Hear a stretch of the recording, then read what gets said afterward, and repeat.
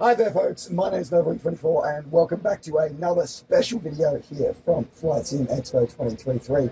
And we are here with Joe from the Commemorative Air Force. Joe, welcome to the channel here on video. And you know what? I'm just going to hand it over to you because this is such an amazing experience for me. So, where are we sitting right now, Joe? So we're sitting in the cockpit of a C-47. This one is modeled after an airplane called That's All Brother, and That's All Brother was the lead airplane on the main airborne invasion of D-Day. And so it was the number one airplane after the Pathfinders, leading about 800 other airplanes and 13,000 paratroopers on D-Day in 1944. So the actual airplane lives in San Marcos, Texas. We operate it, we fly around in it, we take it to air shows, and we built this to be a replica that lets people fly the airplane. The airplane experience themselves. It's not quite perfect yet, but this is as close as you can get if you're not a pilot to flying That's All Brother. And it is pretty amazing, and there's so much history with DC-3s and C-47s, and it's so great to the work that you do to keep it alive. But now to be able to keep it accessible to more people here in this cockpit. You know, I've only been fortunate enough to fly it virtually in a sim, and now I'm actually sitting here in an actual C-47 cockpit, you know, and having to be able to fly as well.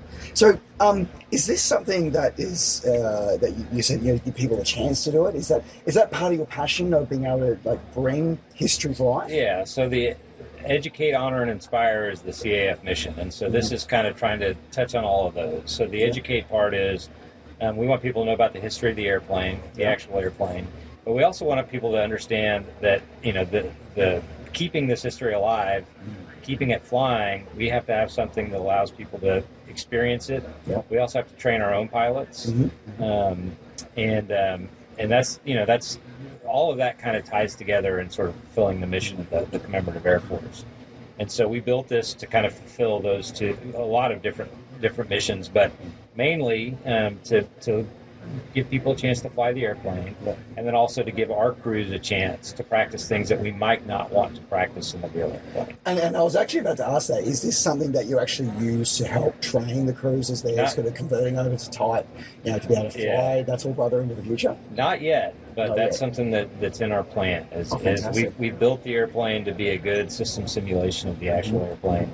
And it is. I fly as an SIC, and That's All Brother, and being able to kind of go through the flows and being able to actually work through emergency procedures and actually move the controls and actually do those things is a real benefit, and obviously not something that we can do very often in the real airplane. And you especially spoke about it, because my background is in professional flight training as well, and there are certain things that you really don't want to do in a real airplane unless you absolutely have to. Especially one that's one of a kind. Yes, exactly right. So for those at home who are more technically sort of curious, what sim have you got powering this one?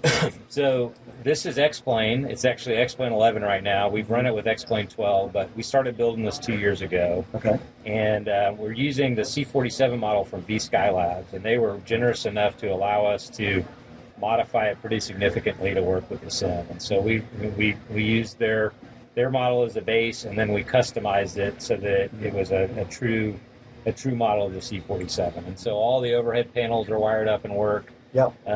Our instrument panel here right now is a replica of what it looks like in That's All Brother for the most part. Okay. But none of these gauges, with the exception of the fuel gauge, work. The fuel, incidentally, to certify it, which is not certified yet, having a working fuel gauge is one of the requirements. So we went to the trouble to do that. And then our ammeters work up there because that's a big part of the emergency procedures for feathering the props on the airplane, is making sure that the pumps are on and off when they're supposed to be. But V-Skylabs, Huss at V-Skylabs was great in allowing us to kind of do this and giving us technical assistance and putting up with kind of stupid questions from time to time. And then we use Air Manager for the panels, and that's also kind of our primary interface to the hardware. And, so all of this is just a big joystick, essentially. And then FS Flight Control is our instructor station. And then we use Immersive Display Pro for our display. And this sim travels on a trailer, and we use these monitors when we're traveling. It lives in San Marcos, Texas, and in San Marcos, it's in a 270-degree wraparound view that really kind of the full dome, to give you the full experience. And you can see the engines, and you can kind of do all the things that, because a lot of flying this airplane is looking outside and making sure everything's okay. No, absolutely. And so that's how that works in the actual airplane. But yeah, so that's kind of the technical spec. We did a lot of work.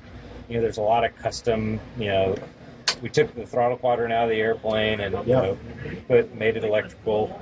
These 1944 or actually 1930s era hydraulic valves are all wired up now. And if you look over there, there's a cow flap control that's all wired up. That's in the airplane, it's hydraulic. Here it's electrical. Sorry, so you really, again, it's that whole thing of getting that, getting in touch with history and looking to the future of actually doing some training here as well. And the other thing is you learn a lot about the airplane. So I know more as a pilot. I know more about how the airplane works now because I've sort of taken these things apart. I'm trying to figure out how they work, trying to figure out how to model them, how to, all those things. And so that's been a big plus just in general. Is I know way more about the airplane than I did before. That's an interesting sort of side effect of being able to sort of pair both real life aviation and virtual aviation. Is that it isn't just virtual aviation learning from real aviation. Real aviation learns from virtual aviation as well. So that's really interesting to hear. What's been your favourite experience when you've been able to you've spoken about introducing people to the history here?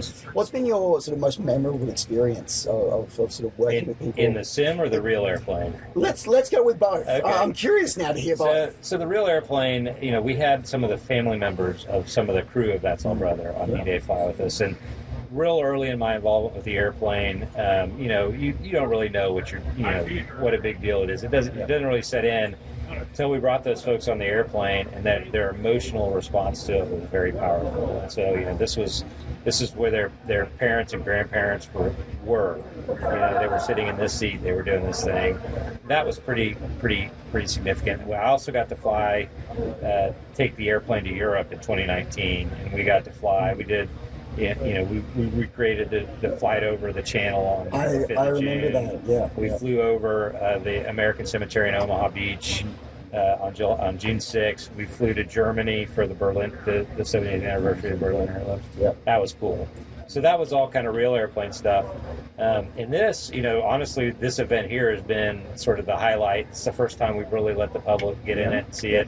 It's worked really well. We haven't had a lot of big issues. It's worked for a whole day without breaking. That's always a great start. Happy airplane. So, and we've got we've had a lot of people really enjoy it, and being able to give people an idea of what it's like to fly C-47s is pretty cool. Oh, that's fantastic. No, it was great to hear. And it's great to hear those words and those stories. And I've always been saying, a common theme that I always have is that events like this really help bring communities together. And it's great to be able to share, your passion for preserving history. Because in many ways, I feel that the virtual aviation community is much like that as well. Is that they may not realise it, but by flying aircraft old and new, they're still in some way preserving that history. So early in my career, I worked for a company that produced a game called Confirm Kill, turned into a game called Warbirds, and now the guy that is Aces High. And that was a World War II aviation themed game, and it's a big deal. Like you get people really getting into the details of the history and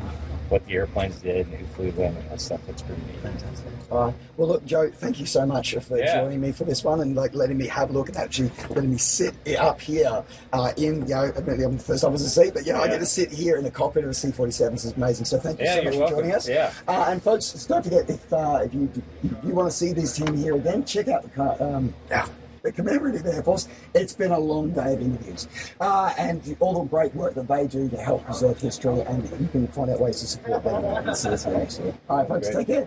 We'll see you next time.